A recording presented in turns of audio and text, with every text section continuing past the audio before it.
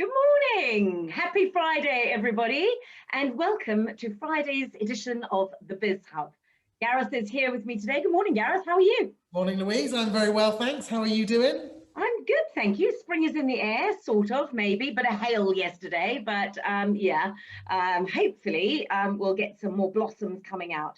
Who have we got in this morning? Morning, Lisa, Matt, Nicola. We have a guest in the room today. Nicola, lovely to meet you. Come in and join us. Lovely, there we go. Lorna, Emma's here. Morning, Emma. Good. I can't believe it's Friday again. It comes around so quickly, doesn't it? Very quickly. Unbelievably quickly. Yeah, I woke up this morning and was like, no, it can't be Friday already. Morning. Morning, Vicky. Nice to see you. Gnome. Morning, Gnome's here as well. Gosh, we're getting everybody coming in today. Brilliant. Happy Friday, everybody. Well, we've got a really busy one today, haven't we, Gareth? Another busy day. Always. Busy day ahead at the Biz Hub. Let's just see if we've got any more people coming in before we start. But I'm going to share my screen and get going. Here we go. Here we are. Lovely. There we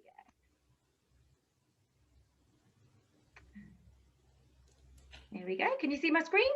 Yep. Lovely.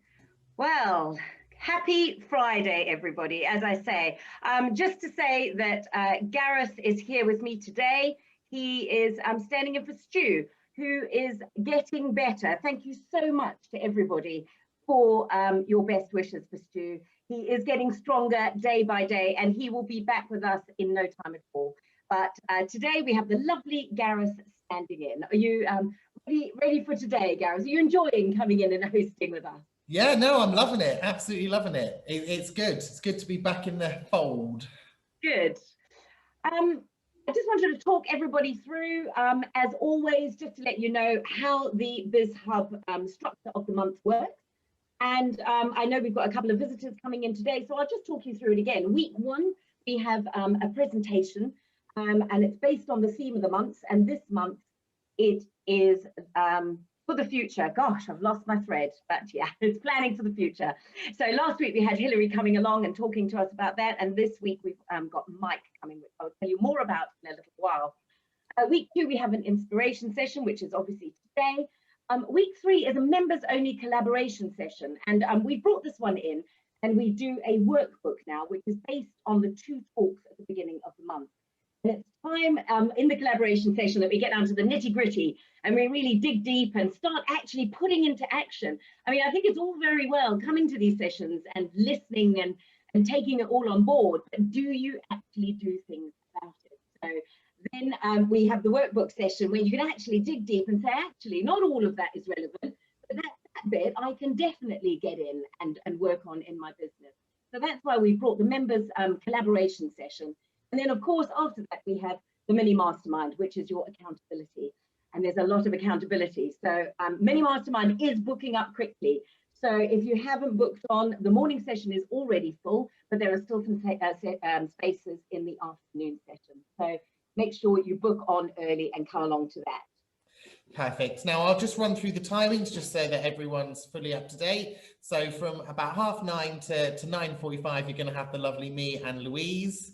Of course, that's amazing. Then from about 10:30, our guest speaker will come on and do his presentation. And then from 10:35 to 11:30, we'll then have Q&A session. Do remember that you will all be upgraded to panelists so we can all see you. So make sure your camera ready and it should be a great session. Brilliant. I just wanted to reiterate, as we always do, but it's always good to sort of remind yourself of all the benefits that you get from being part of the Biz Hub.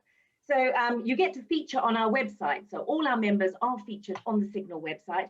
Go in there, have a look, make sure you can update your photos, you can update your bio, you can really make sure that people that are seeing that are seeing the best possible view. You've obviously, in the members area, you've got access to the talks and a lot of resources.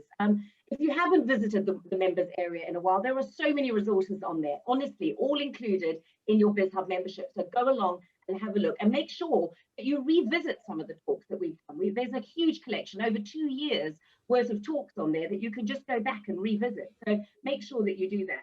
We obviously have the weekly events, and then we have the mastermind, bringing your problems and your accountability to the mastermind. We have business growth tracking as well. And we've recently reintroduced the a members WhatsApp group, which I have to say is incredible. It's so chatty, and we're learning so much about the businesses just through the WhatsApp group. Which brings me on to the last point, which is be part of a like-minded business community.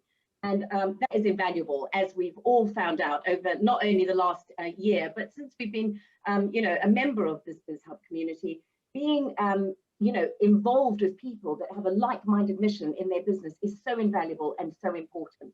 So yeah, that's just to give you a bit of a flavor of what we've got here at the BizHub. So everyone start getting ready, start putting your wins, your learnings, anything in the chat roll so we can come back to it. We'll have a look at it obviously at the end of these slides, but let us know what you're doing, what's going on. Have you had a win, Lou? Well, do you know, I not a specific win, but I wanted to mention that I feel that there is definitely a bit of optimism in the air. People say spring is in the air. I'm going to say optimism is in the air. As you know, the Signal team constantly work in our local community and further outside of the community as well, of talking to business owners, seeing what they're doing, really engaging with people. And I have found in the last couple of weeks, people are starting to book things in the diary. They're starting to say, actually, do you know what? I'm ready to come and talk to you now. So I think there's sort of a little bit of a turn. There's a turn in that people are believing that we actually can start doing things again. So that optimism for me has been great over the last couple of weeks. What about you, Gareth? Have you had a win? Yes, I have had a win. So a lot of people obviously know Signal have got this new platform, My Town Online. And my win is that actually we've got a load of exciting new features that have just gone live on there that are all working. It's all going well. I won't give too much away, if you want to know more, contact me. But yes, no, so that was a big sort of project that's now sort of, it's always nice to add new things and improve. Well, it's also, it's always good to get a project over the line, isn't it? I know we can all feel that. It's like when you're working on something for so long and getting it over the line. What I am going to be doing, just so that you all know, weekly, I'm going to be doing Facebook Lives outside the Signal building. So if you want to come and join me for a socially distanced Facebook Live outside, I'm going to be doing it every Wednesday. So get in contact with me, come and join me. It'd be lovely to see you. And come along and we'll just do a Facebook Live together. I think this is the time that we need to be getting back out again. So yeah, drop me a line, send me a message, come and join me in my Facebook Lives I'm going to be doing to promote your businesses within the local community. So you'd be mad not to. Brilliant. Okay, so start getting your wins in the chat. Let's see what we can do. Right, over to you, Gareth. Yes, so just common sense disclaimer, obviously everything is sort of, that's mentioned here is sort of general in nature. So if there's something specific to your business that you want to know, please do get in contact with us and we can point you in the right direction. But basically just use your common sense. If something's not going to be right for your business, then, don't do it. Brilliant. I'm going to tell you about LinkedIn Local. For those of you that have been coming to LinkedIn Local since we launched it, it's been a year. Can you believe it? A whole year we've been running. We launched LinkedIn Local on Zoom and it's a year next week. So please come and join us. We have some celebrations, some yearly celebrations all about LinkedIn Local. It's next Tuesday at 7 p.m. Book on through our normal channels on Eventbrite and come and celebrate with us. And already I see there's a lot of people. I think we've got over 25 people booked on already. So don't miss out. Come and join us. It's going to be a really, really great evening. So just going up through the upcoming events. So obviously last week we had Hilary Carden in. Today we've got Mike in doing his talk, and then obviously we've got collaboration session and then member spotlight. Not member spotlight, mastermind. So if you haven't had a chance to look, if you missed Hilary's talk last week, make sure you go on, look at it, double check it, and make sure you're all ready for the collaboration session, which is next week for the Whitebook. Brilliant. And in April, it's marketing. What's new? So in the first week, we've got Vicky coming along to talk to us, Vicky Jarman, who has joined the Signal team. She's coming to talk to us all about what's new in marketing.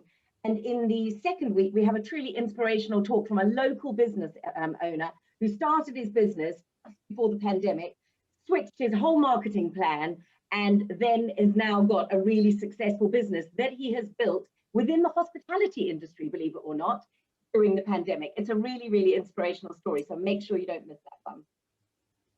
So any guests? So I know we've got definitely one guest in today. We'd love to hear about your business at the end of the session, so please do stay around. Also, do put in the chat, let us know what your business is, let the rest of the community know who you are and what you do. And just to remember to all other BizHub members, do bring people along with you. Remember, their first visit's free. So, spread the word, get it out there, and, invite anyone that you think is going to benefit from coming to the sessions. Brilliant. Right, I'm going to stop sharing. Let's look at the wins. Let's see what people have got or saying about the wins today. Let's have a look.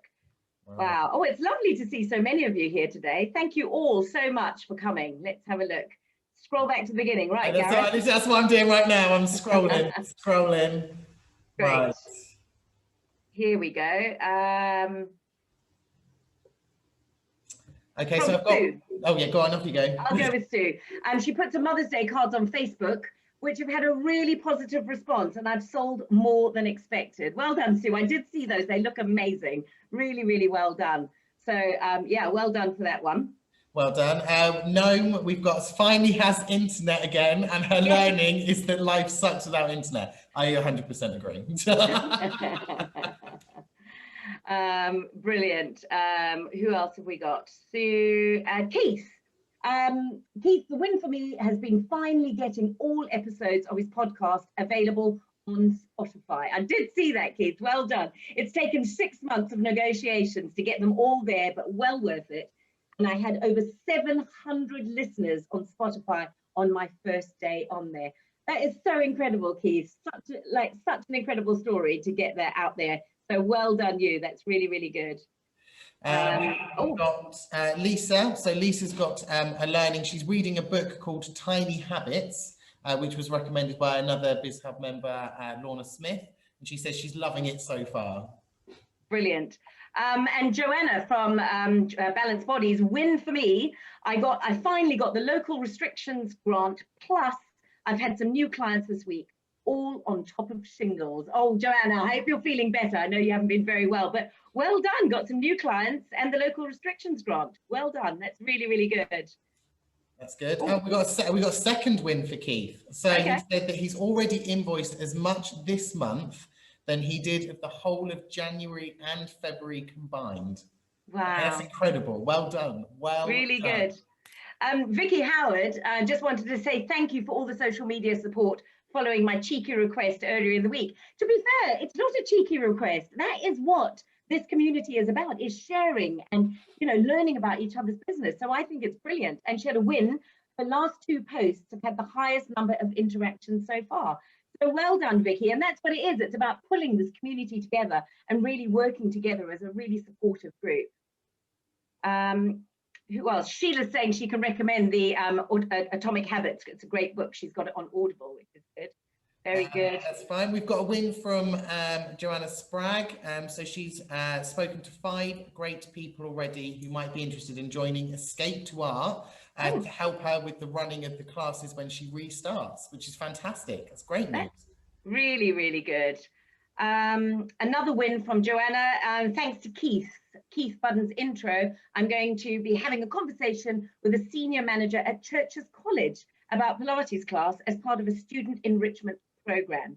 I do remember that connection. Again, it's using this community, isn't it? And making these connections and collaborating together, which is so important. And again, we should reiterate, if you haven't had one-to-ones with the people, with everybody in the group, as humans, we naturally gravitate to people that we know. But if there are people in the BizHub that you don't know, book a one-to-one, get to see them, get to know about them. You have no idea if, what connections you may have, common connections you may have, but you may be able to introduce people. And that's what it's about. So definitely get on and talk to people that you don't normally talk to. We've got a win from Sheila here. So she I don't know if anyone's noticed Sheila's social media. She's been doing a lot of videos recently, which is really good. And she said she did a video called Tuesday Tips, which was about Forever hand soap. And because of the video, she actually had people go and purchase the soap from her store. So that's incredible. It shows that it's working. Wow, that's really, really good. And we've got time for just one last one from Suzanne. She looked at the data strategy of a company and they were very interested in adopting a long-term strategy rather than just doing things ad hoc. this company has about 200 employees. Wow, that's a lot of training, Suzanne. Brilliant, really good. So many wins there. Thank you so much for putting those in the chat. As always, we will take them from the chat and publish them in our newsletter so you get a wider reach of what your business is doing. One other thing I just wanted to mention is we are doing quite a lot more on Instagram now. So please, if you're not following us on Instagram, jump on and follow us on Instagram, like our pages. I know Emma did a roundup of the local news. As you know, Emma does write a column every week in the paper. And she did a roundup yesterday of local news, etc., which is on our Instagram. So have a look, buy the paper, see what's going on.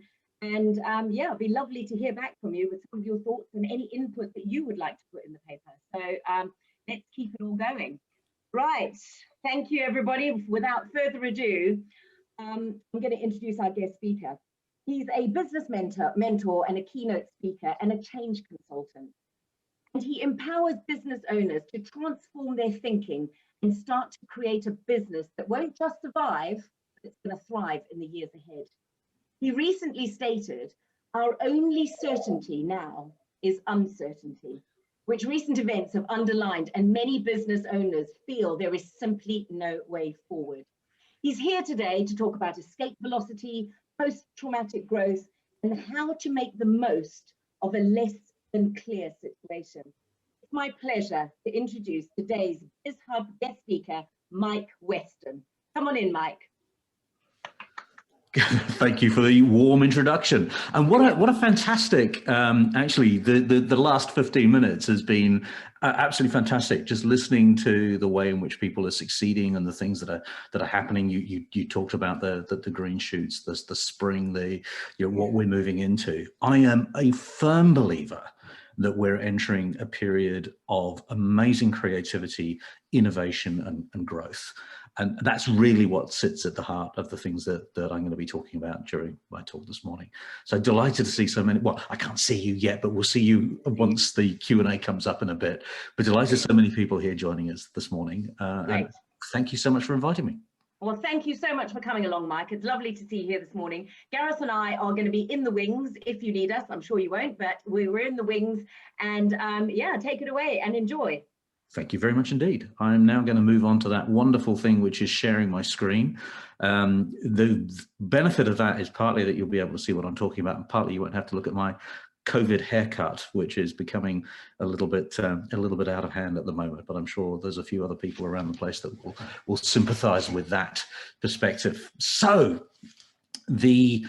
over the next, and I believe I've got up something like 45 minutes to talk through this idea of growth after trauma, which is something which is both incredibly personal to me, but also really important, I think, for how we unlock the opportunities that are going to come out of what we're beginning to see now, which is that emergence from our hibernation over this winter as the lockdown rules ease. And already we can see the first signs of that as the schools have opened this week. And it's really feels like there's just one way forward as we move towards what I'm sure is a complete coincidence, which is the removal of all restraints on us to time with the first day of Wimbledon when we come to June. I don't know if anybody else had picked up on that. My next door neighbour works for the Lawn Tennis Association, and she said it's not accidental. So inside track on the reason for the timing of the full lockdown coming through there from the Lawn Tennis Association, perhaps not officially. Anyway, growth after trauma. So I've got a few slides to run through here. I'm using a tool called Mural. So we won't share an exact slide deck, but I will make the Mural template that I'm using available to everybody. You just need to come in and follow the link that will be included at the end of the session, and you can come through and have a look at any of the materials there. It includes some contact details for me, so if you ever want to talk further about any of the things that we've covered here or anything like that beyond the confines of today's session, please do. So let's get underway. Growth after trauma. So I'm going to start just a little bit about my background. in 19, sorry, not 19, God, I'm showing my age, aren't I? In 2017, I appeared on a BBC program that was talking about the future of money, and they described me as data science consultant. But I thought actually there was an interest, there's a point to me using this photo rather than any other, because it happened at a certain point in my history, which will all become clear in a few moments. Over the course of my career, I started my first digital transformation back in 1997. So I was working for the Mail on Sunday newspaper. In fact, I was in the advertising team there. It was a newspaper with an ad turnover of about £100 million a year. And I took what everybody thought was the really crazy decision to stop doing that and start working in an industry that in total was worth just £4 million in the UK, which was the online advertising world. I did that within the bounds of the Associated Newspapers model. We set up a business called Associated New Media, and don't judge me, it's now responsible for Daily Mail Online, which of course is the most read English language news website in the world, which I find slightly scary, but there we go. There's a few other things that I've done since then, and in fact I've just realized this is slightly out of order. In 2003 I worked with the British Film Council with the business that I'd set up, which was called First Media and Digital Oxygen. We worked with British Film Council to put the first internet premiere of a feature film as a paying audience. Now, those of you who have a good grasp of digital history will recognize that 2003, YouTube was not yet a thing, because we couldn't yet put video into Flash, which made everything that we do now and take for granted possible. So we had to do it through Windows Media, because we also had to restrict so that people could only see the film if they were within what the British Film Board described as Great Britain, which is different to what the internet thinks Great Britain is. So we had to use all sorts of digital rights management, all that sort of thing. The result was only about 10 people actually subscribed to it. So we have a bigger audience here today than paid to see the film. But nevertheless, people spent £10 to watch our film online, and it was simultaneously released in cinemas. I think they had slightly more seats from that, but the film This Is Not a Love Song has not gone down in history for any other reason. I don't think it's the best film in the world, but it was groundbreaking and it was a really fun thing to do. In 2005, I sold that business, Digital Oxygen, to an American software business, and then for the next few years helped to build that up. And that was in the marketing automation world, so marketing technology. In 2012, I set up and ran a data science consultancy for a few years. I talk about 2019, where I was working at Agilic, as being my 2 years of living Danishly. It was a Danish company. I was going back and forth to Denmark. My biggest learning from that is when we were talking about the design of our software's user interface, trying to make sure that it measured up to the values of the business. The designer, who was Swedish in fact, said to me, oh, yes, we're using this word, we are opinionated. I said, oh, we want to be really careful with opinionated. That doesn't have a good connotation in English. So, okay, so what's the word that you use in English to describe people who have strong opinions and are not afraid to share them? And I said, oh, I don't actually think we have a word in English for that. It's much more of a Danish thing. So that was my 2 years of living Danishly. Today, I work I set up a business called Escape Velocity. Escape Velocity is built on the idea that as we break free of the gravity of COVID in particular, but of our current situation, wherever that happens to be, we need both momentum and direction. And so Escape Velocity was set up to help businesses to escape that gravity.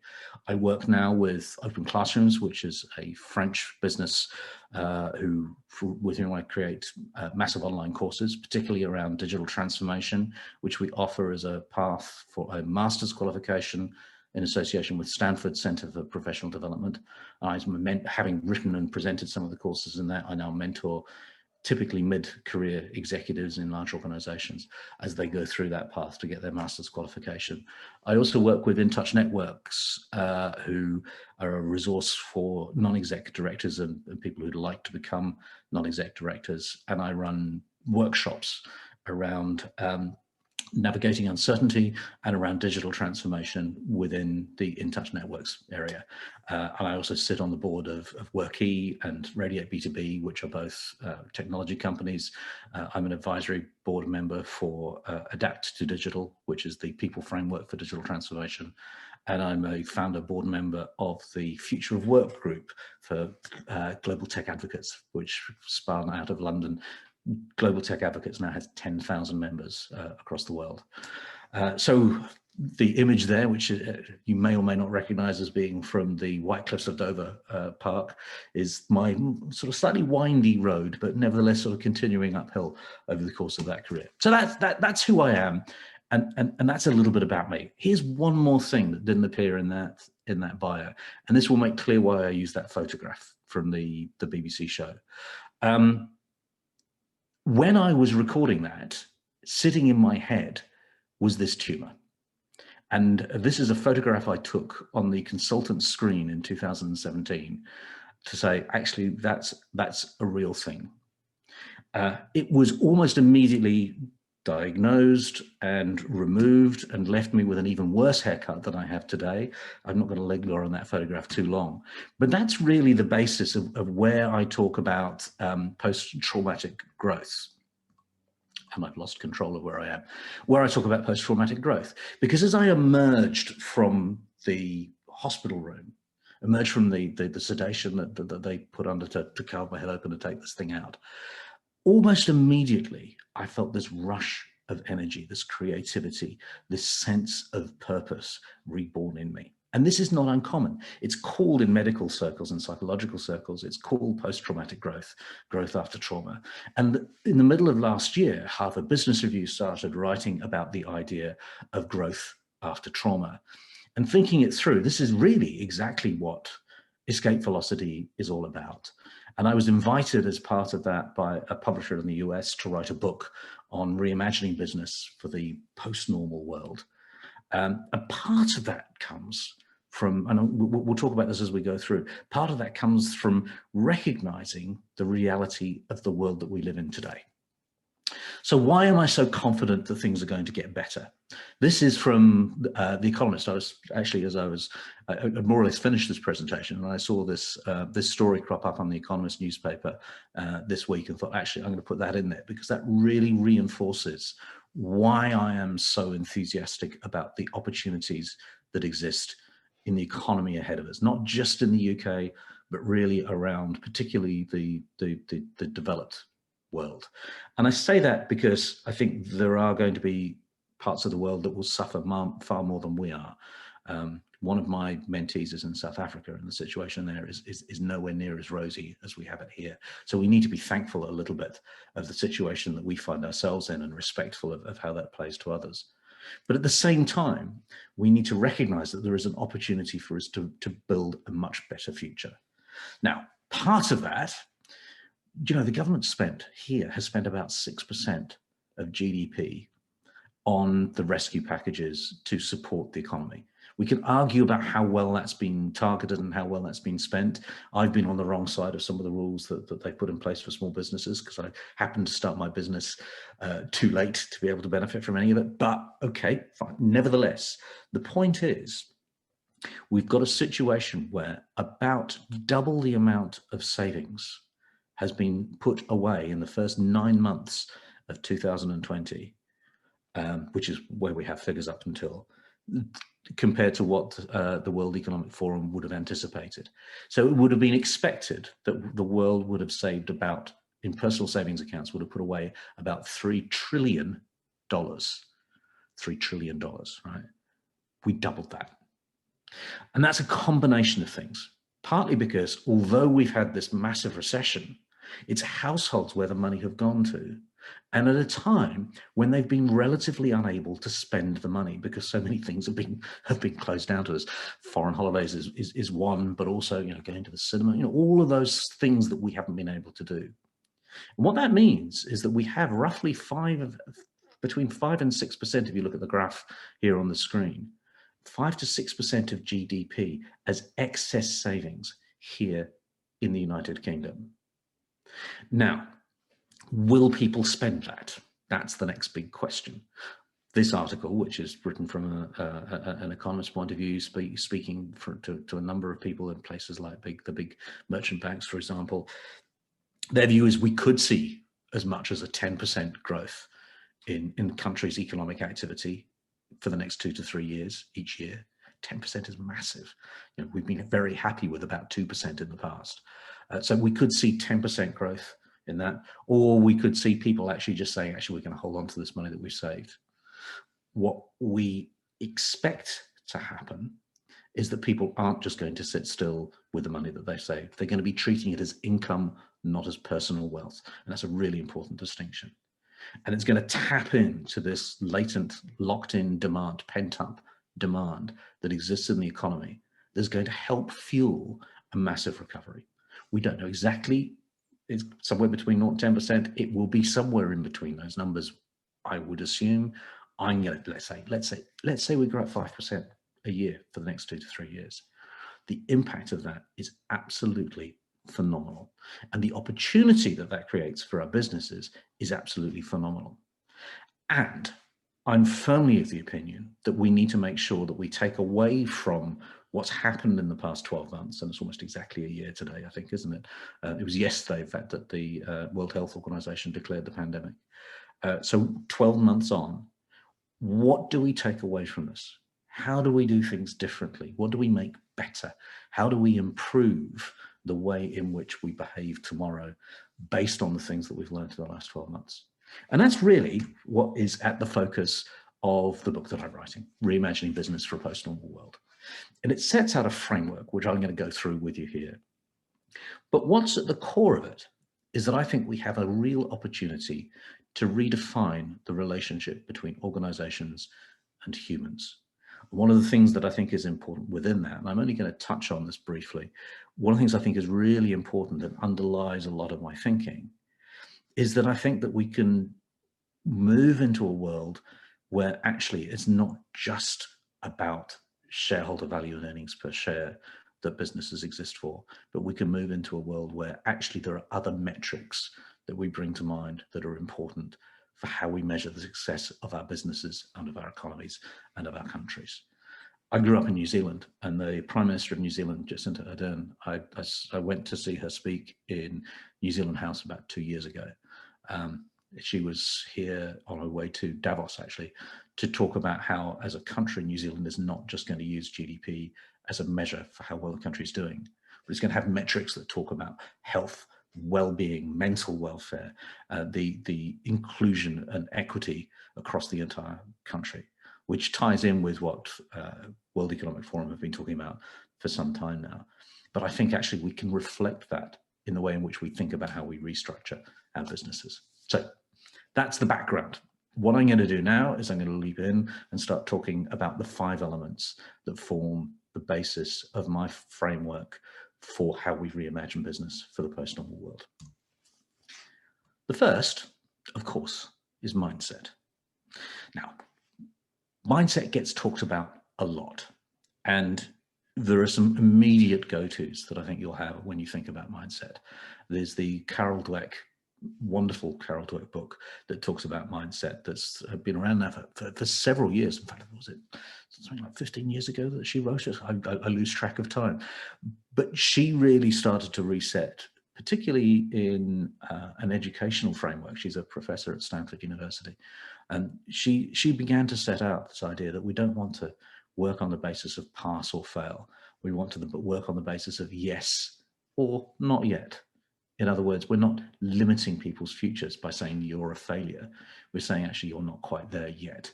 You can learn from what you've done so far and improve.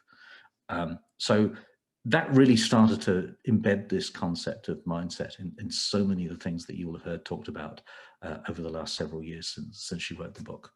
And in fact, she has a fantastic TED talk on the subject, and I recommend you read it.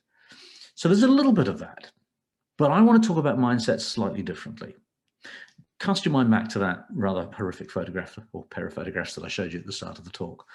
In the run-up to the operation, my mindset was one where I developed what I consider to be a superpower, and it's the superpower of denial.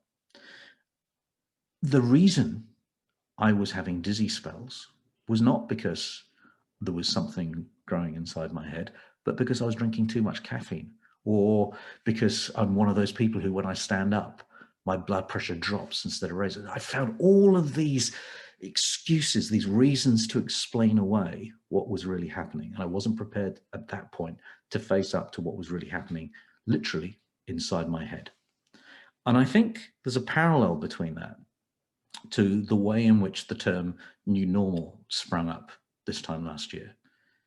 We assumed that everything would simply snap back to where it was before a year ago yesterday, that we would simply revert back to a world where we carried on doing the same things that we did, and this whole pandemic and the reaction, the lockdowns that we've had was simply a blip. But no, I believe, and I encourage you to recognize that actually we need to be prepared to conquer our power of denial and accept that things have shifted fundamentally.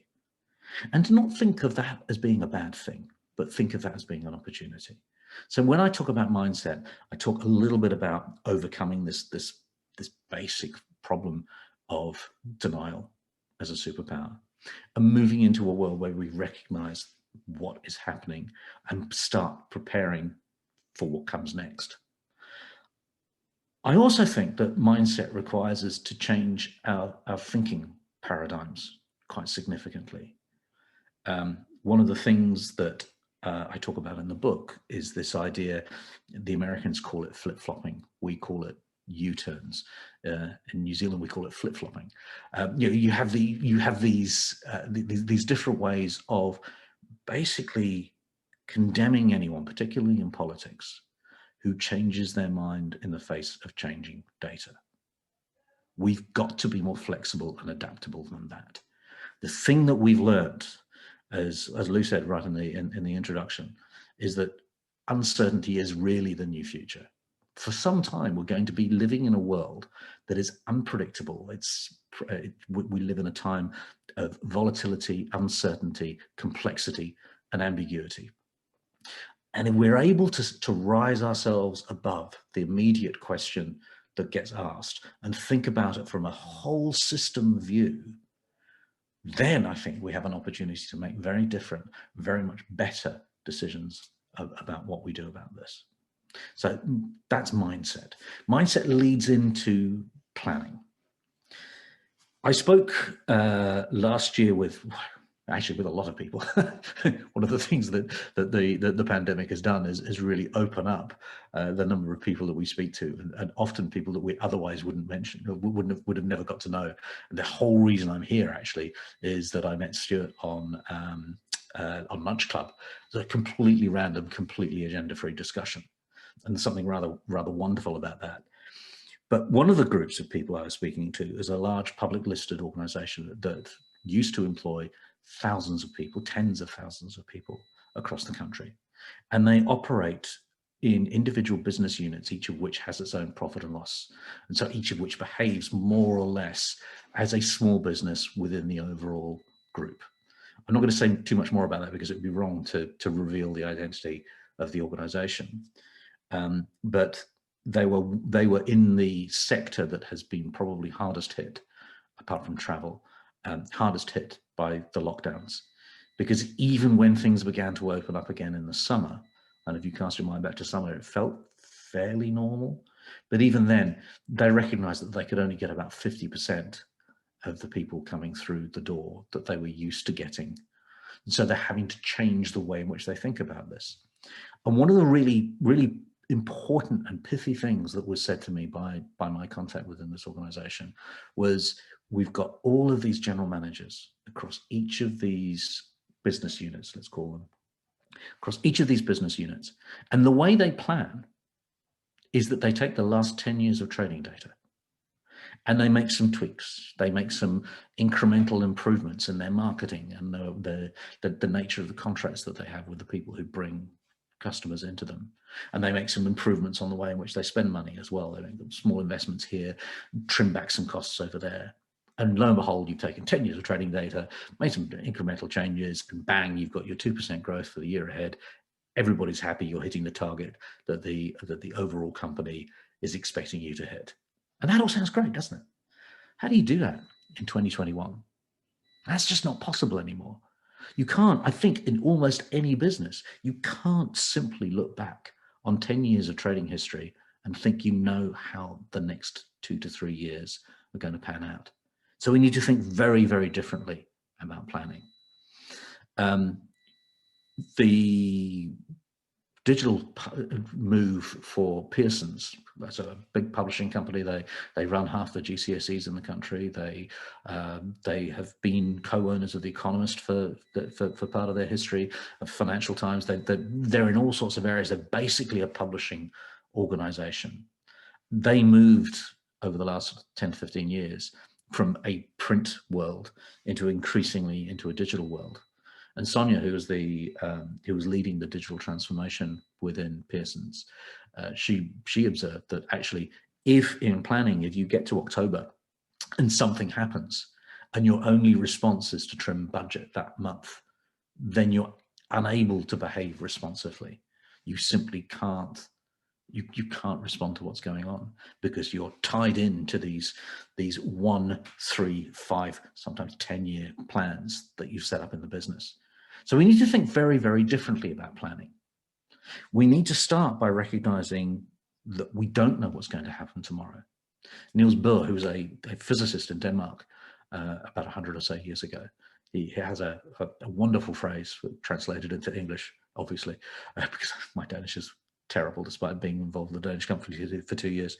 But essentially he's saying that prediction is a very dangerous game, particularly when it involves the future.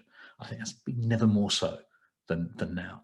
So planning, how do we do that? How do we address the volatility, uncertainty, complexity, and ambiguity that I talked about with planning? It comes down, starting with the mindset that we recognize the seriousness and effective change that's around us. We have to start by setting up a series of plans. We need to think about various scenarios that could play out. Now, scenario planning is something which is often associated with the petrochemical industry, for example. People like Shell used it to hedge against the uncertainty around fuel prices in the 1970s. And the experience that they had was they were much better able to deal with fast pace of changing, usually changing up, oil prices than anyone else, and behave better on the futures markets, and that protected their position as an organization. But it is every bit as relevant, I think, to a small business like mine. I'm a one-person business. I use scenario planning as a method to be able to set up how I'm going to make decisions tomorrow. Now, with scenario planning, I'm not going to go into enormous detail on this here, but scenario planning, basically you look at all of the internal factors that could affect an outcome. You look at the external factors with your key stakeholders, and then you look outside that to what we call STEEP, the societal, technical, environmental, economic, and political factors that again have an impact. And boy, did COVID ever come along as one of those big STEEP factors out there that's wrought change on us. So you recognize those things and you start to build out nameable, recognizable, possible futures. So you become a bit like a science fiction writer in a way. You want to set out probably something like 4 or 5 futures that could exist. Some of them will be very positive. Some of them will be much more challenging. Others will be somewhere in between. But it's not just about a best case, worst case scenario, let's land in the middle. A friend of mine who I met last year, he ran the technical team at Monarch Airlines, and he moved on to become the CEO of the engineering division when it span out of Monarch Airlines. And they'd done some basic scenario planning to figure out where they should pitch their budgets. But basically they did the best case, worst case scenario and landed in the middle. Their worst case scenario was to think that one of their customers may go bust and it might cost them 10% of their business. And therefore they set up a way to deal with that situation. What they hadn't recognized is that the customer that was going to go bust was Monarch Airlines. And Monarch Airlines went bust because they hadn't recognized or been able to hedge against what happened with the twin shocks of the 2 terrorist attacks in Sharm el-Sheikh, followed by a rapid spiking of oil prices, which basically those are the 2 factors that put them out of business. Monarch going out of business cost the engineering business 50% of its customer base. They were unable to deal with that and went out of business themselves. And he said to me, I ran a workshop that this gentleman was part of. He said to me, this is absolutely amazing, because actually if we'd done this scenario planning piece properly, we would have had a response to hand to be able to deal with something that seems in retrospect to have been unpredictable, but actually which we could have modeled against, because we would have overcome our denial mindset and recognized something really serious like that could happen, and we would have had a plan in place to deal with it. So that's where scenario planning comes from. That's where responsiveness comes from, the story within Pearson. How then do we figure out how, having put our scenario planning and our response playbook in place, how do we determine what we do? That comes down, I'm going to come back to that river in a minute. That comes back to data. And data is something which is often a little scary to a lot of people, but it's absolutely fundamental. And I'm conscious that I've got a GDPR specialist in the room. I'm not talking particularly about personal data, personally identifiable data. That's not where I'm coming from with data particularly. What I'm looking at is data about what's happening across your organization, being able to treat data very, very differently. In the Stanford course, one of the 5 projects that we run, project number 3, is taking some customer patterns and running it through Tableau to create some dashboards that people can look at. So we're teaching people to use a software tool, Tableau, in order to analyze financial or customer-based data, excuse me, to make better decisions. In the course that introduces using Tableau, they talk about the requirements gathering phase of setting up what data analyses you're going to put in place to be able to produce your dashboards. And they start by talking about how often people are going to look at the dashboard. And believe it or not, the default in that course suggests that people may look every week or every month. Actually, you need to look at data constantly. You need in a dashboard to have the ability to see how things are changing inside your business really, really quickly, whether that's financial data or patterns of behavior from your customers, or whether it's external factors. You need to be constantly looking at the data to try and figure out what's changing and therefore where that fits against the scenario plans that you put. There's a quote, can't remember actually who the quote is from, but it's again from many, many years ago, that many people use data like a drunk uses a lamppost. They use it for support rather than for illumination. And an old friend of mine who I was at university with all those years ago in New Zealand, she works in the market research industry. And she once said to me, if you run a market research study and you ask a question where you get a response you weren't expecting, the only thing that means is that you've asked the question wrong. Because the assumption is that you're using research to support what you've already made your mind about. It's almost like codified affirmation bias, which is the way the brain shuts down to any different information once it's made its mind up. We need to turn that on its head. We need to use data as a tool for illumination, to show us things that we might otherwise not have realized were happening out there in the world. So we need to look at it for signals, for insights, for opportunities to change our behavior, change our response to what's going on around us, so that we can use the scenario plans that we've built up effectively. So that's data. You'll recognize that I could probably run entire sessions on each of these 5 areas of the framework, but I'm conscious that we've got about 10 minutes left. So forgive me for rushing through a little bit, but I do want to talk, before we get to number 5, I want to talk a little bit about motivation. And motivation is important. It's buried in the middle of the framework a little bit, but it is still really fundamental. Motivation is about understanding why people are going to do the things that they're going to do. And I want to think about this in the context of the type of organization that we're building.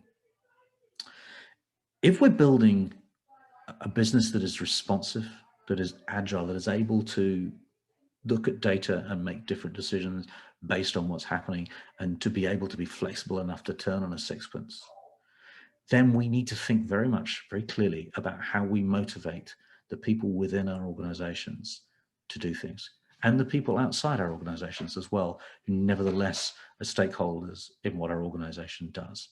So that could be partners or suppliers or customers. If we can line up the motivation of everyone within that set of stakeholders within an organization, that we're all somewhat pulling within the same direction, then we're on the path to something that's very different from what back in my days at Associated Newspapers we used to call creative conflict.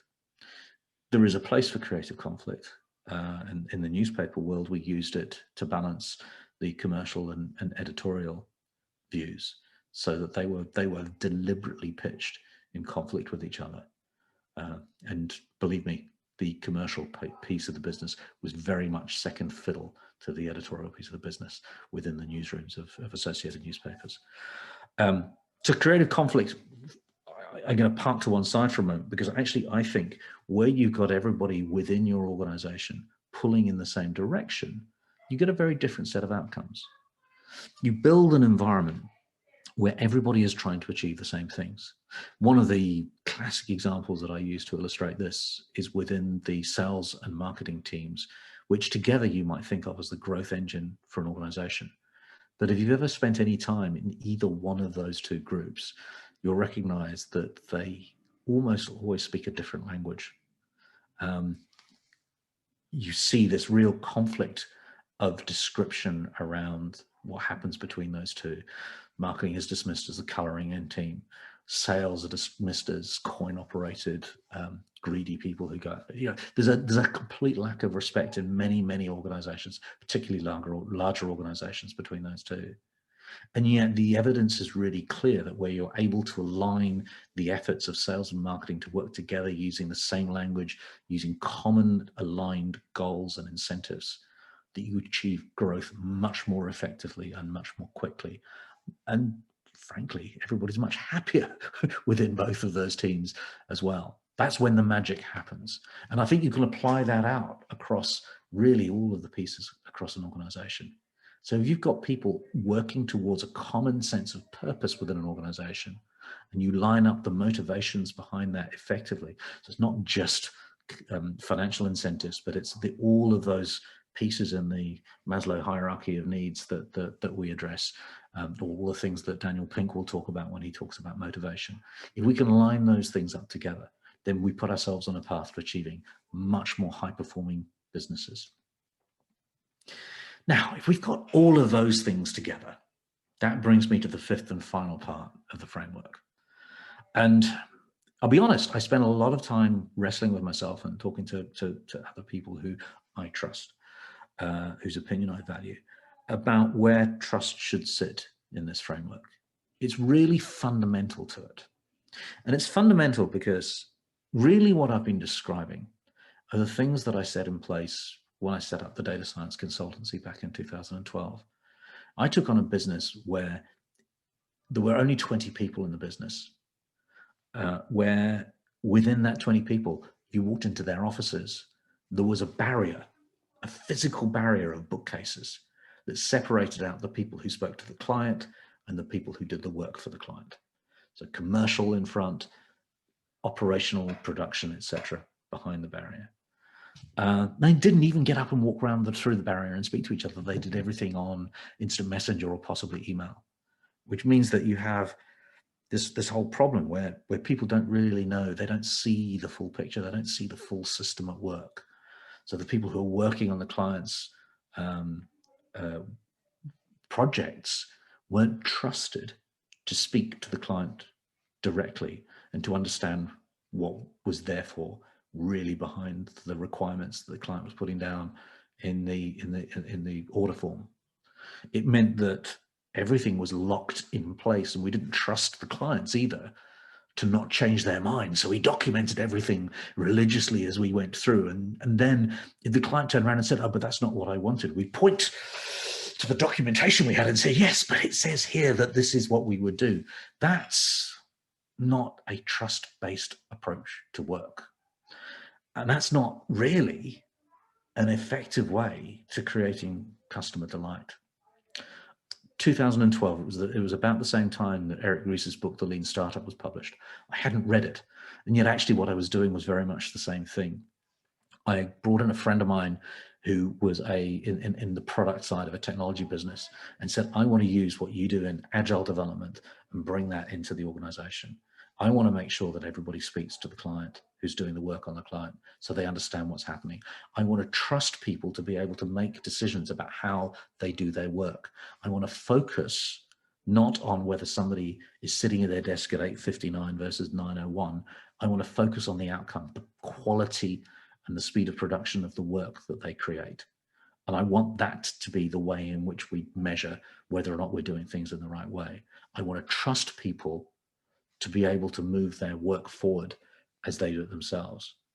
And look, don't get me wrong, it's hard.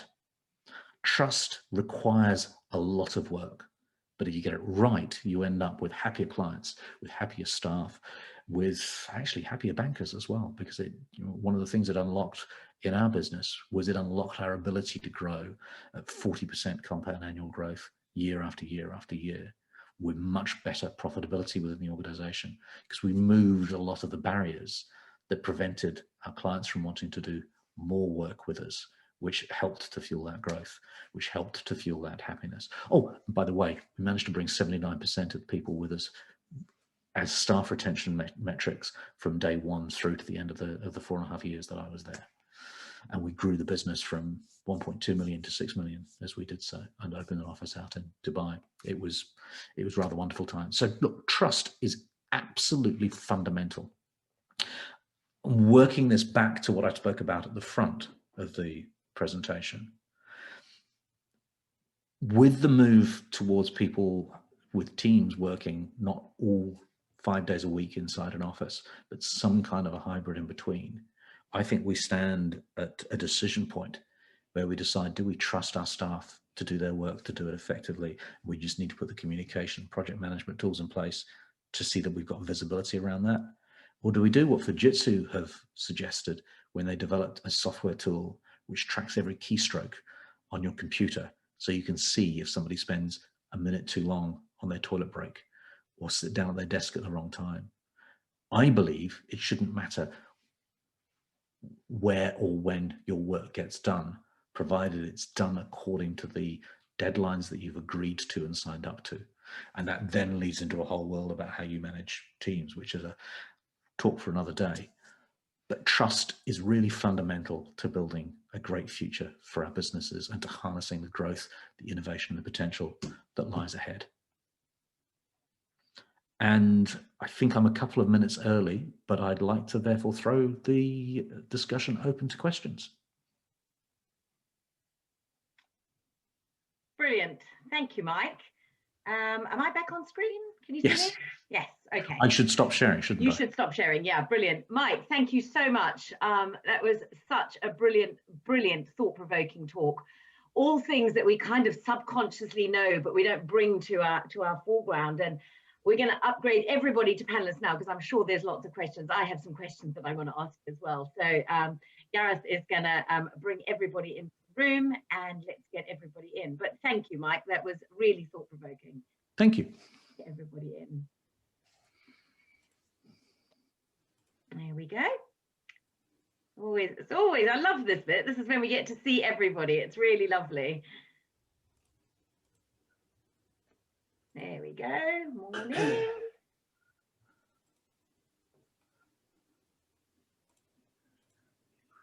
Gradually the cameras are turning on. Cameras are turning on. Brilliant. There we go. Hi, Graham. Hi guys. Nice to see you. There we go. Hi, Liz. Actually, Lou, I've got a question for Mike when you're ready. Okay. Right, let's just get everybody in. Unfortunately, we have to do this one by one, so everybody drip feeds in. So, Gareth, is everybody in, Gareth? Everyone is in. You're in. Right, morning. Lovely to see you all. Welcome, Nicola. I know you're a visitor here today. Nice to see you. Right, over to you, Mike. Mike's going to run the Q&A, so he'll coordinate, but I think, Graham, you're on number one. Yes, so fantastic talk, Mike. Really appreciated where Thank you're you, coming from. I think the key one for me was the question of trust. And this was probably pre-pandemic, but I think we have a very general sort of crisis in trust and the whole post-truth world that we seem to live in. So I suppose my question is, how do we manage trust in this post-truth world? How long have we got? Yeah. Look, Open-ended. the post-truth piece, I just want to remind ourselves that this is actually not a new thing. So we've always known that history is written by the winners. But let me give you a memory of mine from the late 1980s. My dad, who sadly is not with us any longer, but before we moved out to New Zealand when I was a small boy, he was a navigator in the Royal Air Force. He had come up from working class background, and he'd become a huge supporter of everything British and establishment, etc. He was a fully paid up member of the I Love Britain club. Yeah. And that meant all of the institutions that we ran at the same time. And I can't remember the exact year that this happened, but the 30-year rule on press reports meant that in the mid to late 1980s, and I'd just come over from New Zealand at this time, and I was sitting in his house, and we were chatting about this new revelation, and it featured in an episode of The Crown. This new revelation that during the 1950s, that smog, the flu that had killed people during the winter, was actually because of the coal. It was not because of some flu virus. It was because we were exporting the best quality coal overseas and keeping the high sulfur content coal at home. And that coincided with some things that happened climatically that meant that the airflow stalled over London and the pea super killed people through sulfur poisoning. And it was revealed through these papers that this is what had happened, and that a D notice had been put against the BBC and against the newspapers to stop that from being reported. And my dad flatly refused to believe that the BBC would have lied to us. Now, you might argue that's a little different from what we see today. In that what we see today is, we've got politicians who will lie to us at the drop of a hat. And I'm not going to name any names. We all know who we're talking about. It could be almost any politician you care to name. We also know that the quality of news coverage that we get is open to question. And we know that because of things like the filter bubble that happens with social media means that we only see the news that we want to see. One of the things that we see is that there was a study done, this would have been when Barack Obama was elected, actually. So going back about 12 years now, there was a study that was done on the language that was used by Republican supporters in America on social media versus the language that was used by Democrat supporters in America. Yes. At the time of the Occupy protests. And if you look at the overlap between those two groups, almost none. They were almost completely separate groups of people, with very few points of overlap between them. But if you look at there was one example of a word that was just never used by Republicans in any context, and that was the word occupy. They did not occupy a house or a chair. They occupied nothing because it had become so politicized. So even the fundamental language between those two groups had changed. And that's accelerated, Graham, to your point, that's accelerated over the last few years. Because actually what Trump did, if you watch the Great Hack, the Netflix show, What Trump did so effectively with his advertising campaign when he became president was he micro-targeted groups of people that no one else got to see. So there was no oversight available to the lies that were being told. There was no opportunity for them to be called out because he was using what we call now wolf dog whistle politics. It's a challenge. Yeah. But I think that doesn't mean that we just give up on trust. I think we need to remind ourselves of the benefits that come from trust.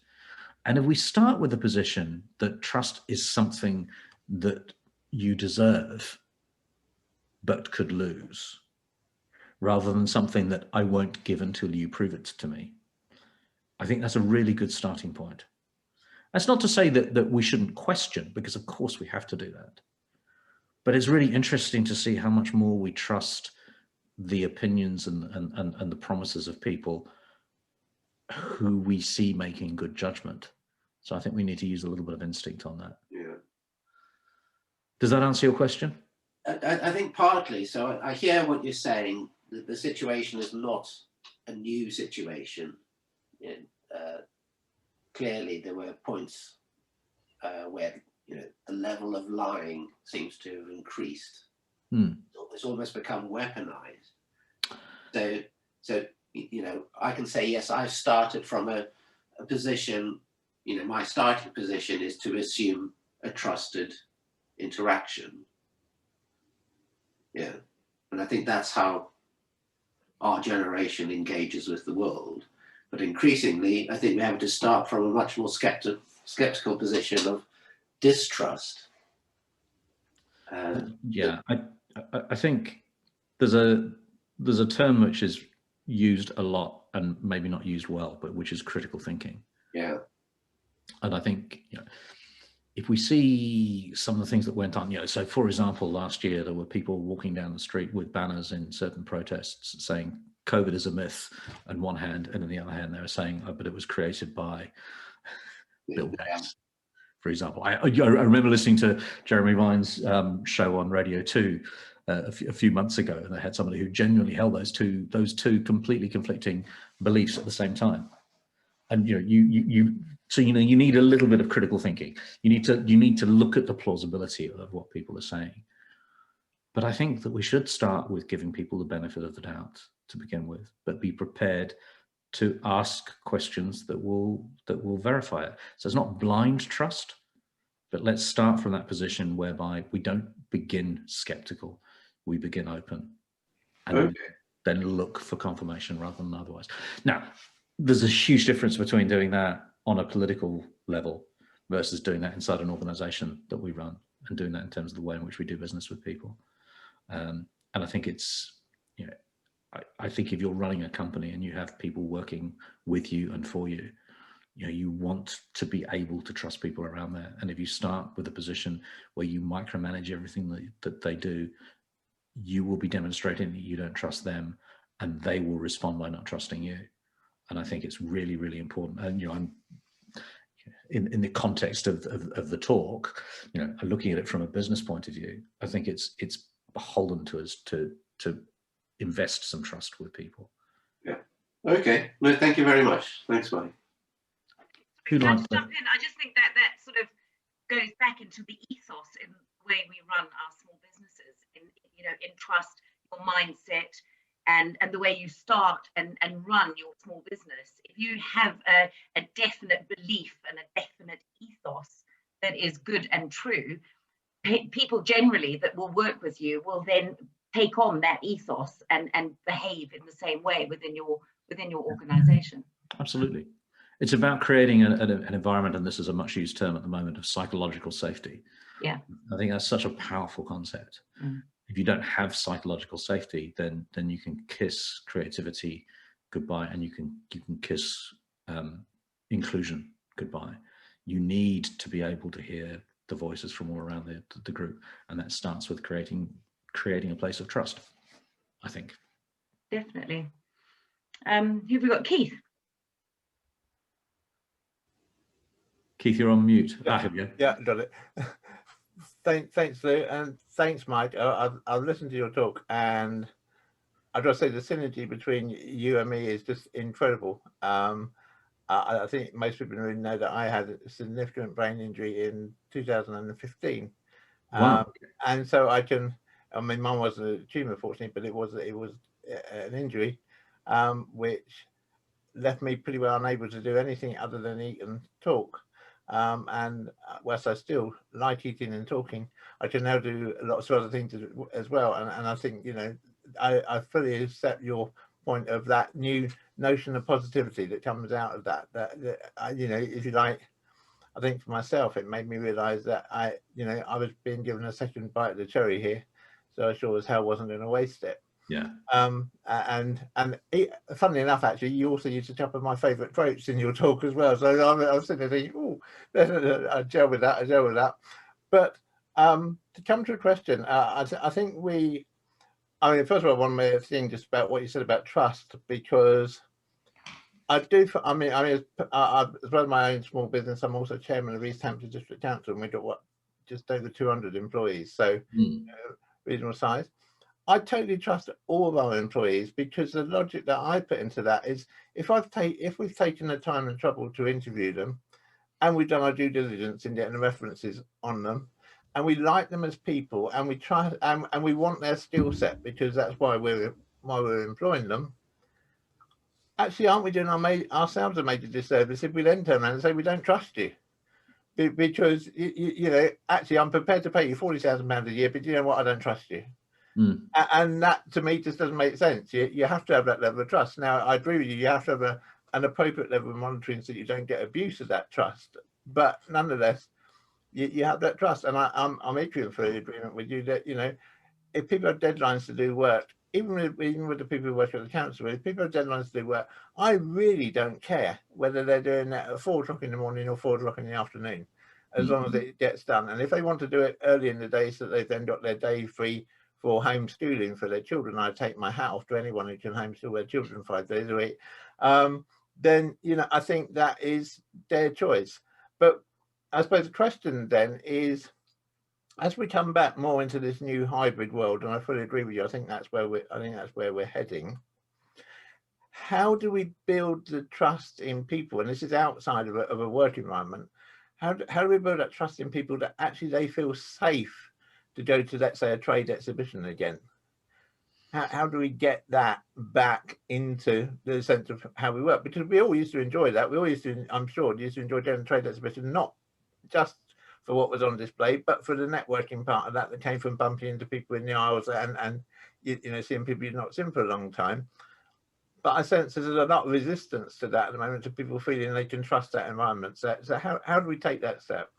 That's really interesting, Keith. One of the people I speak to regularly, Vicky runs she's the CEO at Earls Court Exhibition Centre, and she was speaking last month, it would have been. She was speaking with me and a couple of other people in the group. One of the other people in the group runs the virtual side of exhibitions.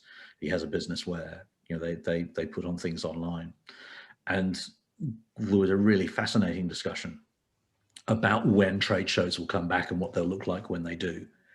And based on what health and safety are saying to her, opening the big hall, the big domed hall of Earls Court, it will be this year. It will be in summer. We'll be able to have those big events back actually quite quickly. We'll have to control numbers a little bit more than we're used to, and it will feel a bit different as we go around. It's the smaller exhibitions that are more difficult because they're typically held in less well ventilated rooms, and it's the ventilation that is almost more important than the room size, which I thought was a really interesting point. So I think we will start seeing those shows come back.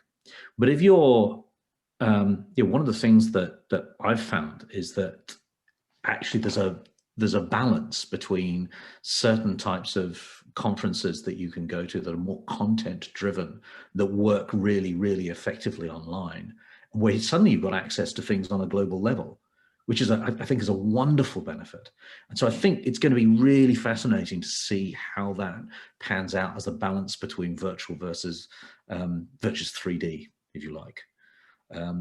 I want to get back into a world where we can go and, for example, go and speak to an audience, go and wander around an exhibition hall and see things. I'm looking for, and the casual meetings that you have with people. And I don't think when we think about the digital transformation that is talked about by the likes of Satya Nadella, who talks about more in 2 months than in 20 years at this time last year, basically. I don't think that's really transformation. I think that a lot of that is simply converting things we used to do in real life into digital worlds. And I don't think that's a step forward. I think that's frustrating. But I think there are things that are beginning to come out now, part of that creativity and innovation I was speaking about, that will show us a different way of running events like that combine some of the real life and the digital flows. And I think it's going to be a moving target. It's going to be a great one to watch. I'm really looking forward to seeing people again in real life. But equally, I'm looking forward to seeing how virtual events develop as well. Definitely. Well, thank you for that. I think Matt's got a question. I saw a hand up there, Matt. Yeah. Hi, Mike. I really enjoyed the speech. Great learning here. I got a one, and maybe not that simple question, but you mentioned about post-traumatic growth. And I'm thinking, wow, do we need to have a trauma to get that ignited? Can we program ourselves somehow so we kind of like mind hack it to be on that that kind of mindset? I don't think we need to have a trauma, but I think we have a choice to make once we've been through a trauma. And look, you know, on a personal level, last year was not traumatic for me. You know, in an odd sort of way, the fact that both my parents have passed away and I don't have relatives who are at the more vulnerable end of the spectrum has meant that I've not been personally affected by this in the same way that I know an awful lot of people had. But I think, and I know I'm not the only person who would look at last year and say it wasn't traumatic for me on that personal level. But on a societal level, there is absolutely no question that we're just emerging from one. And so therefore it becomes a question of how do we respond to that? And though there is a stress reaction to trauma, we can't escape the fact that we'll have some kind of stress reaction to it. And I know that I had a stress reaction to it last spring. I almost completely sort of, in terms of activity, I was shut down completely for several weeks. I was completely stuck for what to do next before being able to regroup and say, actually, there is something that I can do. And then building up the energy that comes from that. So I don't think it's a question of faking it, but I think that you can develop your response to what's happening around you so that you can ride on the wave of what comes next. And as I say, I'm a relentless optimist. I'm sorry about that, but you know, I do see opportunity coming out of where we are today. I see that $3 trillion of extra savings as being something that's going to financially fuel what we do next. And I see the choices that we get to make now as being a chance for us to choose a better future. I think there's never been a better time to be pushing a change of agenda. There is that, if I could just jump in there is that analogy, and we do talk about it in one of our Jumpstart January events that we run with relation to mindset. So we've talked about this before in the group, but it's when you're about to go on holiday and you know you've got to clear down before you go on holiday, you literally fly through emails, you make decisions, you get things off your desk, you do all those things that you've been procrastinating about. You think, God, I just better get this done. And it is a mindset, isn't it? So there's definitely, I know you talked about mindset, Mike, but there is that mindset, isn't there? And I think that's sort of what Matt may have been alluding to, is that can we get this growth based on that? Yeah, of course we can. But I think the fact is that the trauma has been there, so let's do something with it. I was Exactly. listening to this is my early morning today, listening to the Chris Evans breakfast show this morning as a blast from the past. And he quoted the phrase that you can't change the world, but you can change your view of the world. I'd actually challenge that a little bit. I say that if you change your view of the world, you can change the world. I like that. Good. Sheila, you've got your hand up. Yeah, this is a personal one to you, Mike. I'm a great fan of Simon Sinek. I can hear him through you. he's the eternal optimist. He's much more eloquent than I am. But everything you said, I actually noted down some of his little notes. You know, when it comes to trust, trust doesn't always develop out of always doing the right thing, but trust comes from taking responsibility when we do the wrong thing, and it's that kind of thing that I just thought, oh, here's Simon talking to me again.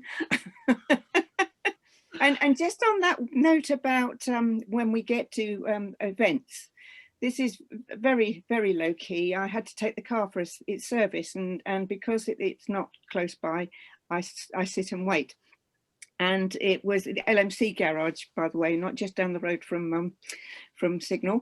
And they've got their little coffee area. You can't make your own coffee, you know, it's only from a machine. They have to come and do it for you. 4 seats in each corner, 4 people. And of course, along comes Bianca, gives us all a coffee, off come the mask. And you know, it was just the most delightful time with people chatting, you know, just going back to, you know, almost like a networking. I thought, I have so enjoyed waiting for the car to be serviced.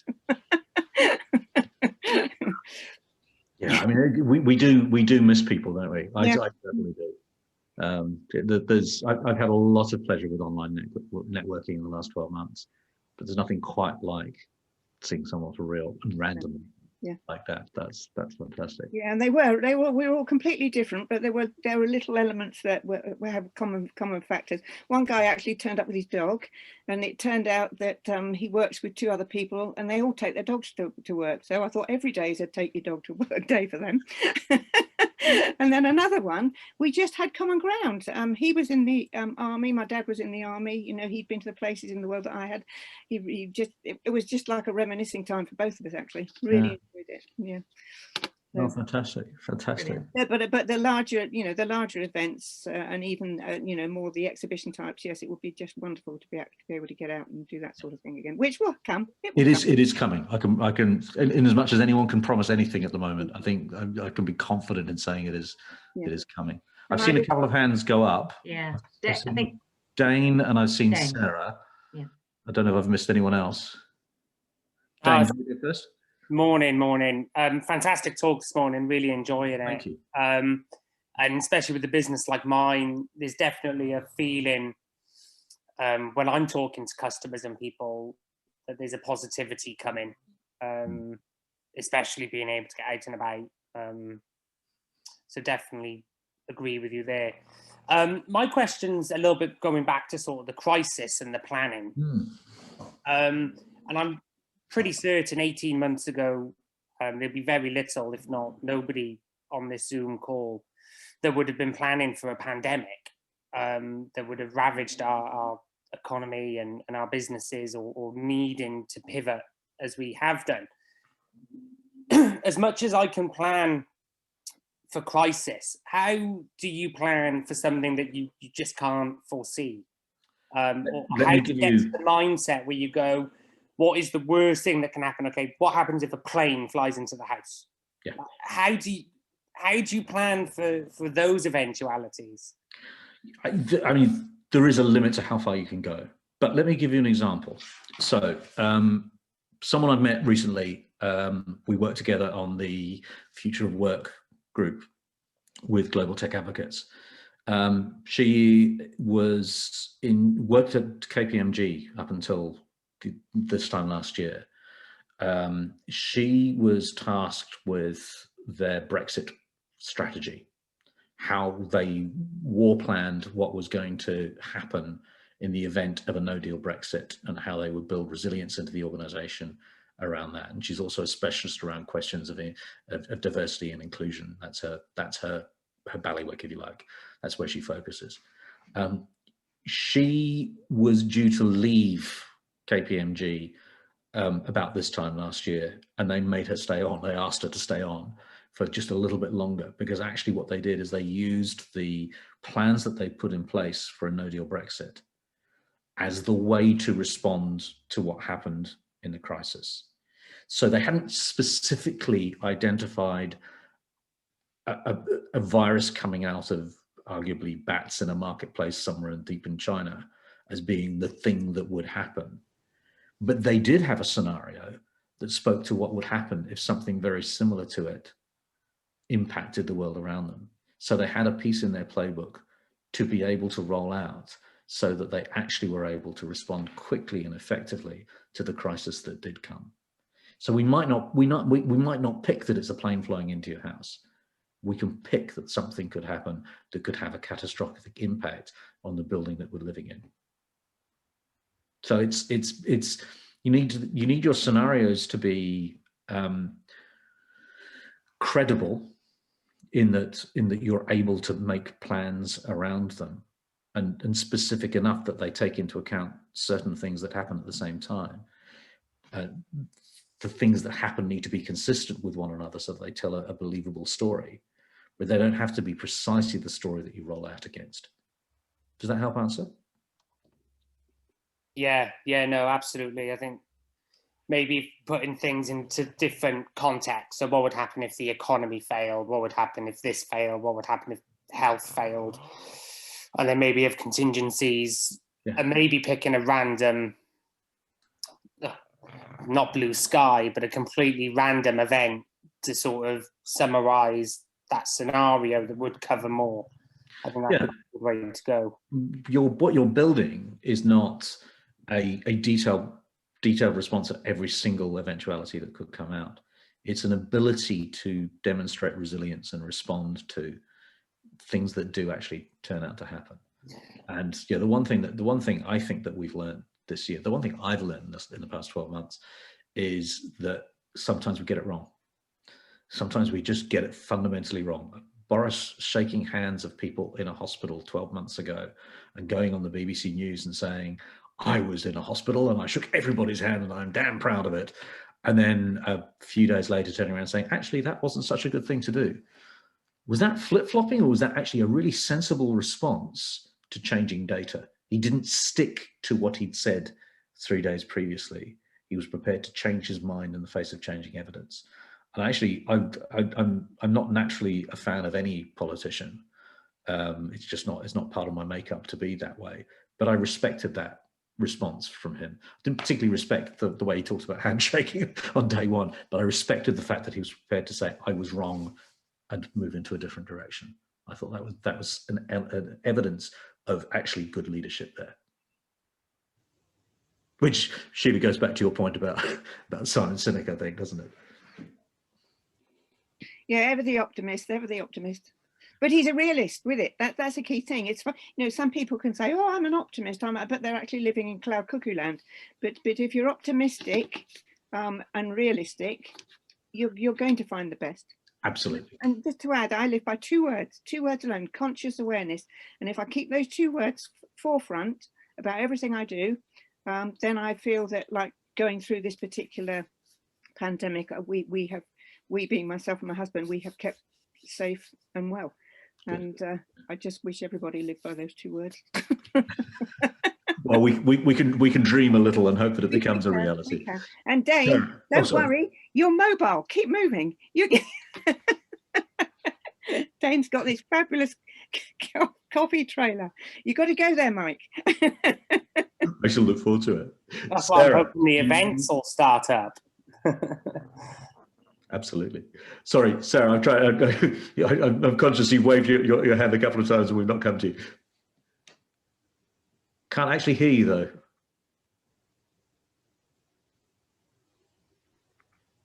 Sorry, Sarah, can't. Ah, you're back. No, you're not. Oh, Sarah, I'm so sorry. I can't hear you. Do you want to type something into the chat and I'll...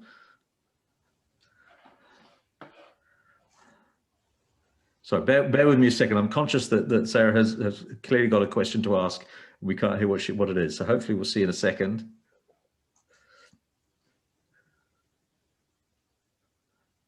I can see typing going on furiously.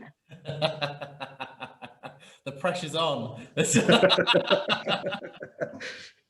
Please do not worry. Oh, that's not what I was hoping for. I tell you what, if you type a question in, I'll come back to it after I take the next question, and then we can do it a little bit more orderly, if that makes sense. Was there anyone else that wanted to raise a question? I have, can I just ask something, Mike? With regard to people spending their money when we come out of this, how difficult do you think it's going to be for people to not sort of cling on and hang on to what they've got because they, in fear of we may lose it all again? Small business owners really struggled throughout this pandemic. So how difficult do you think it's going to be for people to spend? Well, I think this is an unknown, isn't it, Louise? I think it's what I thought was really interesting, and I'm basing this entirely off this one article. So, you know, I'm not an economist, I'm not a behavioral economist either. But one of the things they were speaking about in this article, and I can share a link to it, is that you tend to respond to money in one of two ways. You either treat it as personal wealth, or you treat it as income. Yeah. And the belief is that for the majority of people, they will treat the money as income rather than anything else. It ties in with this concept of suppressed economic activity. And you know, boy, has our economic activity been suppressed. That, for me, that's been really helpful because, you know, I've been in a period where my income sort of dropped off and has been slowly building back up again. So it's actually been very, in a sense, it's allowed me to maintain equilibrium. And I think there's a number of people for whom that will be true. Equally, there are people at all ends of the economic scale, by the way, and it's not weighted this time. It's not weighted towards, for once, towards the more affluent. It's every bit as true in the less economically well-off aspects of society as well, that there is money available to spend on things. We've seen some of that being hoovered up by, you know, the likes of Deliveroo and Uber Eats and those sorts of things, because, you know, the amount we pay for takeaways now is ridiculous. The amount of that goes for the small business owner, by the way, is pitiful, which I think is a whole different can of worms. But I think we will see, you know, I have a reasonable level of confidence that we will see significantly heightened economic activity. I don't think it'll be the full 10%. No. But it doesn't need to be 10%. You know, if it's 4 or 5%, I think that will be amazing. And that the feel-good factor that will create and the knock-on effect that will have on job creation and recovering a certain degree of confidence in small business owners, for example, I think it, you know, bottom line, we don't know. It's so interesting, we make actually. Plans for all that eventualities. Yeah, it's interesting. Nicola's actually put something in the chat. She's seen lots of inquiries for renovations extensions from people, and domestic building work is often a good economic indicator. That's true. Do you want to shed some more light on that, Nicola? Yes, if I can figure out how to unmute. Hi, everyone. Hi. Yeah, we have a small family building firm in Rowledge, and I know we're lucky to live in a fairly good, you know, area for the economy to rebound, I think. And there's a lot of people who did used to commute into London from where we are, and obviously they're making savings on their season tickets and all of that sort of thing at the moment. They're not able to go on holiday, so it seems that a lot of people have, as you said, have that sort of that pot of money that they've been able to build up over this time that they've not had much to do with it. So it looks like people are sort of planning for, at least we've seen anyway in the short term, it looks like people are trying to plan to change their immediate surroundings rather than planning for going on that holiday when it comes up, when they're able to again. So I think we are going to see at least a bit of a short-term rebound favourably with the economy. I'm not sure whether that will go long term. I've spoken to a lot of people who are in the same kind of business as us, who are a little concerned it's going to be a temporary bubble that might then burst when more things are well, there's more diverse options to spend your money on again. But yeah, that's certainly what we've seen at the moment anyway. I think the holiday one's an interesting one, isn't it? Who just quick show of hands, who around here is planning a holiday this summer of some sort? In the UK. In the UK. Well, that was my next question. Who's going abroad? Oh no, not abroad, UK. Interesting. I've got Greece booked. So have I. Yeah. Who knows? It's interesting you mentioned holiday in the UK, but when we checked Airbnbs or Cornwall or Wales, you got to spend ridiculous amount of money for what you're getting. And will you get the weather? No. I don't know if the flights aren't flying. Maybe we'll have another 4 days, £1,000 for something with a loo and 2 bedrooms. Really well spent in Wales, though. I'm going to Snowdon. Wonderful part of the world. Great people. Nice people, lovely people, Jane. Hello, Mike. Can you hear me now? Oh, yes. Sarah, yes. Hello. I tested my audio and nobody noticed. Look at that.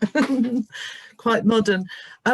I just wanted to touch on, I was writing so many notes because your presentation was really very inspiring, Mike. I found it bringing up to date, modernising a lot of the thoughts and the mindset thoughts that we work on all of the time with Signal, and as small business owners we're learning about, and it's bringing the bigger picture.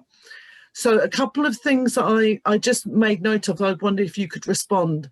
I've listened to a lot of radio over the last year, as well as being online a lot. Without Zoom and everything that people have done to modernise and adapt and their resilience, no businesses, I think, in this group would be here. It's been quite phenomenal, and that strength is amazing.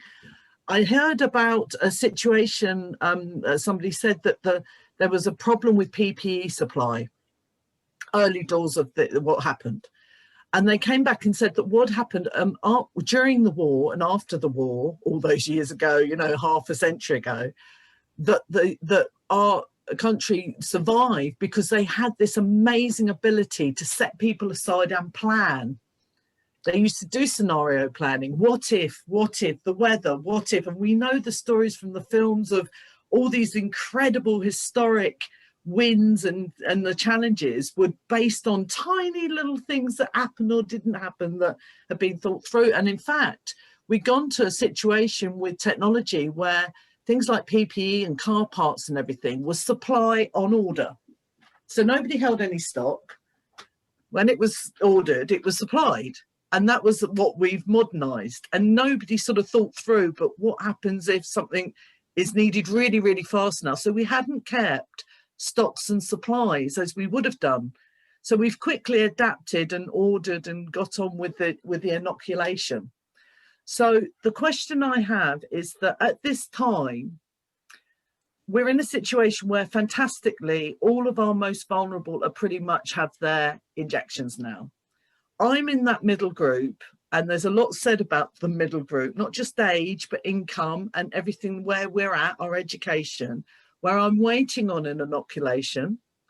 So I'm still inside. I'm still, just making sure my child is going to school now. So they're out there coming back. I'm just saying that for me, we speed up, we use all of these systems, but they almost have control of us. How do we find the human element in terms of just taking that little bit of time to reflect and empathize and understand what that trauma has been, to move forward strongly, appropriately, as we come out of this? I hear what you're saying about growth, but we need to, my instinct and my business instinct says, we need to get to grips with this understanding that every single person has been through a different situation. Yeah. And if we try and fly out of this as we've done before, we're missing that connection between being able to come out of it for good and really build some strong growth and move forward, and just it being a sticking plaster and it just being really disruptive. And I just wonder your thoughts on that human technology element, how we translate that. I think there's a there's a lot we could unpack in that, Sarah. Yeah, I'm sorry. That's the way I'm so pleased you got your microphone working. One of the tools that I have a lot of belief in, that I think is really underused, is what I think of as whole systems thinking. And it's an area that I've really explored in the last year, because I think it's fascinating apart from anything else. There's a great talk by I can't think of how you pronounce her surname, Leila Akaguru, I think it is, who talks about some of the myths of the environmental lobby. And she starts off by talking about, you walk into a supermarket and you're faced with a choice between, do I take a plastic bag or a paper bag? And you assume that you want to do whatever's best for the environment. Which do you choose?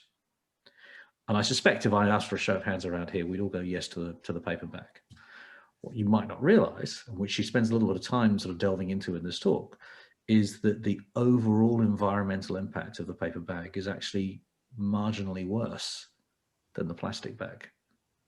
Because although weight for weight, plastic is much worse than paper, the paper bag weighs much more. And not only that, the disposal of the paper bag, fine, if it's left in the open to decompose, will revert back to nature. But if you bury it in landfill, it creates methane gas at an alarming rate and fuels global warming.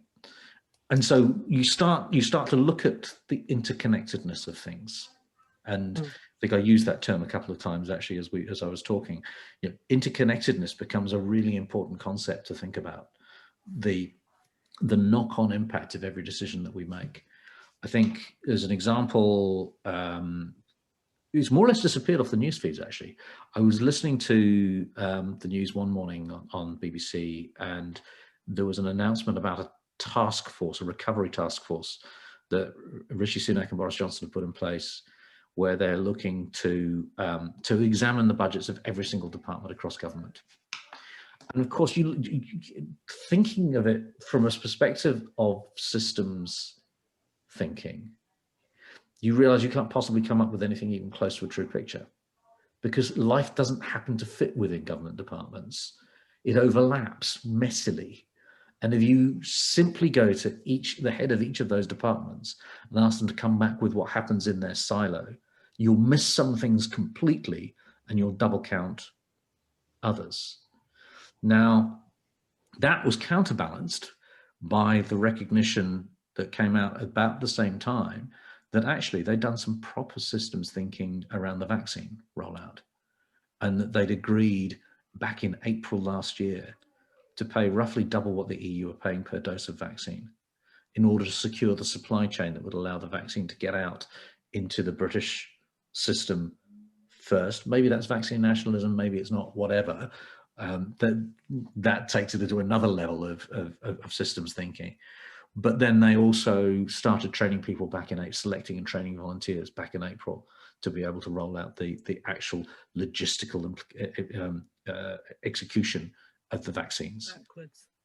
And there was proper planning in place. And so some of the things that I on the one hand you see and say, what are you doing? On the other hand, you see things that actually are praiseworthy, and you have this really mixed picture of response. And I don't know enough about how decisions are being made to see why in some areas they can get it so right and in some areas so badly wrong. And we can hypothesize why that might be. But you're right. What you end up with is a situation where we each feel very differently about what's going on. It's influenced, going back to the point that was made right at the start of this in the very first question about whether or not we can trust what we hear. If we think those things through, we think about what's happening in the context of who we are and who it affects immediately around us, we've kind of trained ourselves out of thinking about it on a societal level. And one of the major reasons that the focus of where the vaccinations have gone to has been to the more vulnerable is actually the more vulnerable people is not actually about them being vulnerable. It's, you know, if we're cold-blooded about it, it's about the fact that we want to make sure that we reduce the load on the hospitals. And the way you do that is by targeting the people who are more likely to be going into hospital. And that is more male than female, that is older rather than younger, that is people with pre-existing medical conditions rather than anything else. That's people from BAME groups more than people from white Anglo-Saxon background. It's, you know, all of these sorts of things. And it seems that they've actually mapped that into their response. Someone is always going to be in a position where they are feeling that they're late in getting the injections. That is going to happen. I think what you're saying, it's interesting because what you're saying is that one of the best bit of advice I had last year when I was, you know, talking to someone is think big and plan small. Yeah. You know, think big and that, but go for the detail as well. And I think it's bringing those. And I think what you've said is absolutely that understanding your customers is going to shift a bit. And if you can get that and understand, bring that into your tech, bring it into what you're doing in your business, your plans, you're gonna make really good headway. I think so, yeah. And you're going to have that balance to get their confidence. So I think that's, you know, really important. And then you can behave like Sheila's garage down the road, who actually have a human touch to their customer service. And that's Absolutely. a very different experience to what you would get from another large organization. Yeah. That I won't even attempt to name. Yeah. Brilliant. Thank you for that. So has anybody else got any questions? Anybody else wants to add anything? No? Okay. Well, Mike, oh, yes, Sheila. Only to say, this has been fabulous, Mike. Really has. Absolutely. Thoroughly enjoyed it. Brilliant. And just like Sarah, I've got pages of notes. Thank you so much. My contact details are on the link that will be shared around, which is for the canvas. Thank you. If you want, I can hide the ugly photographs of me and my head. Mike, I can't thank you enough. It's been a really, really inspirational talk and so informative and really thought-provoking. So I'm sure everybody's got notes. And thank you once again for giving up your time to come and talk to us today. It's been lovely to meet you. Absolute pleasure. Lovely to meet you all as well. Thank you very much for having me. Thank you. And to everybody else, I really look forward to seeing you all next week. Again, it's the collaboration session when we get down to the nitty-gritty, and we will be having some thought-provoking questions in our workbook to work through in small groups, which is always a really good session in that you can actually start saying what you're going to actually put into your business based on these informative things that we've been hearing today and last week. So make sure you book on, and I really look forward to seeing you all next week. All I can do now, Nicola, thank you so much for joining us today. I will be in touch, and we will hopefully have a chat and find a bit more about your business. It would be lovely to have a chat with you. And all I can say now is, hey, it's Friday. Let's go and do what we need to do and get ready for the weekend. So have a fabulous weekend, and I look forward to seeing you all next week. Thank you very much again for coming. And see you soon. Thanks. Bye. Nice to see you all. Bye, everyone. Bye. Bye. Bye.